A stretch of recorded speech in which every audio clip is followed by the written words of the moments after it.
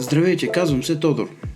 В днешното видео искам да ви споделя как да се смените оригиналната навигация на BMW 1200 Adventure 2018 година, която идва с мотора, с Garmin Zumo XT.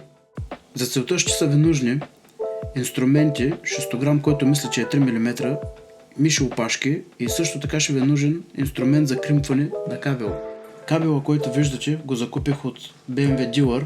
Той ще ви позволи да пуснете напрежение на новата навигация, без да режете оригиналните кабели на мотора.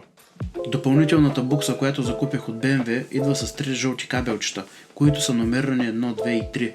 Номер 1 се върза с черния кабел, който е негативния на Garmin, и номер 3 се върза с червения кабел, който е позитивния на Garmin. Тук в този случай номер 2 не се ползва. Захранващия кабел на Garmin навигацията идва също така с две обувчици, които ви позволяват да вържете Garmin навигацията директно към акумулатора на мотора.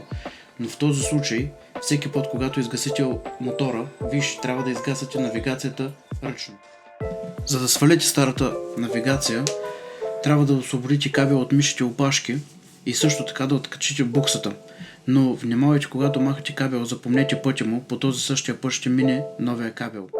Наложи се да купя допълнителна стойка от eBay, която беше 12 мм и се хващаше точно на същото място, където беше старата навигация, за да избегна използването на стойката, която дойде с Garmin навигацията, която трябваше да хвана някак се за кормилото. Ето така вече изглежда инсталираната Garmin навигация на мотора.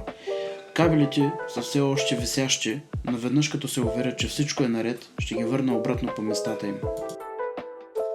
Надявам се съм ви помогнал с днескашното видео. До нови срещи!